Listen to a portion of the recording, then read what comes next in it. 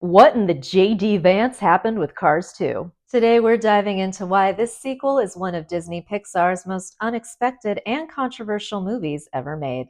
Hi, I'm Elmy Rose. I'm an entertainment journalist, and you'll often find me at Disneyland. Thanks for having me on your screen. From a quaint story about a small town racer to an international spy thriller, what happened? I believe I found the reason why Cars 2 went so off track in the form of an interview with director John Lasseter, which may explain the big creative shift. If you're unfamiliar with the Cars franchise, let me get you up to speed.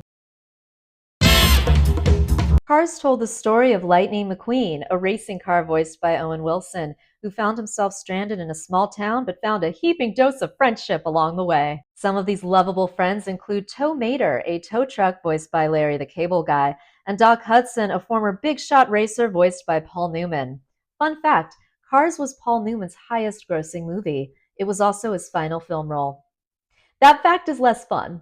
Cars was a hit with audiences and critics. Roger Ebert said Cars tells a bright and cheery story with a little something profound lurking around the edges. So naturally, Cars 2 would continue to tell the story of Lightning McQueen and all his buddies we know and love in their cozy little town of Radiator Springs, right? Wrong! Cars 2 does absolutely none of that. It opens with a spy car voiced by Michael Caine, a car we've never met, in the middle of an oil rig, in the middle of an ocean, far, far away from Radiator Springs, doing a super secret spy mission. Again, we don't know this car. Who is this car? Before the opening credits roll, the Michael Caine car sees the crushed remains of another spy car, gets into a shootout with other cars, explodes the oil rig full of cars, gets shot at, and then fakes his death in another explosion. Literally, one of the spy enemy cars says to their big spy car boss, he's dead.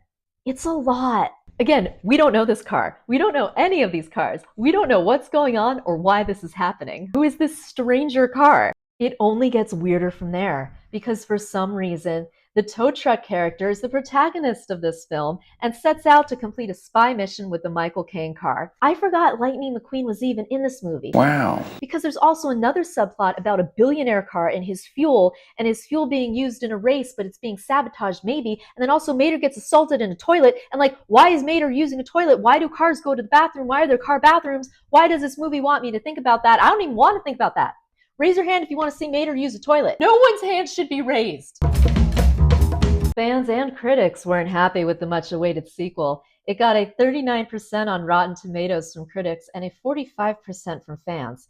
Compare that to the first Cars, which got a 75% from critics and an 80% from fans. It's the lowest rated Pixar film and also the only one to earn a Rotten certification. Wow. It was the first Pixar movie not to be nominated for an Oscar for Best Animated Film. Reddit had some of my favorite reactions, including this meme of a Cars 2 body count. Because yes, the movie really is that violent.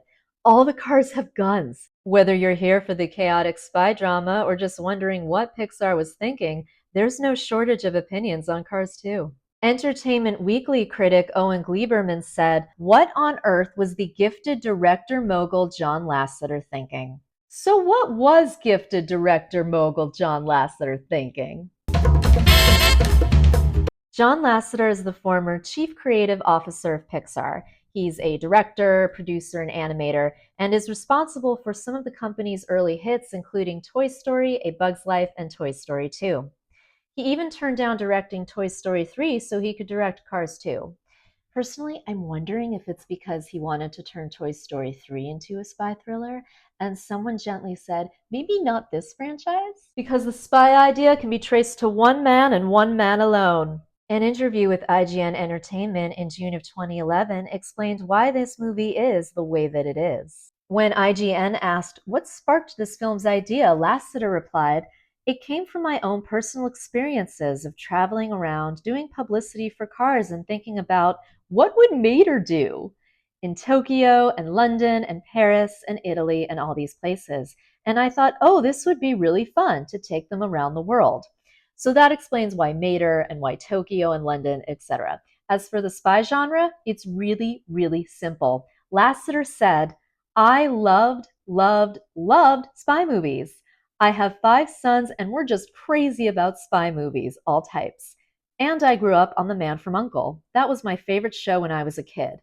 It's not a parody of a spy movie. It is a spy movie, but with cars. And that's exactly what Cars 2 is. It's a spy movie with cars.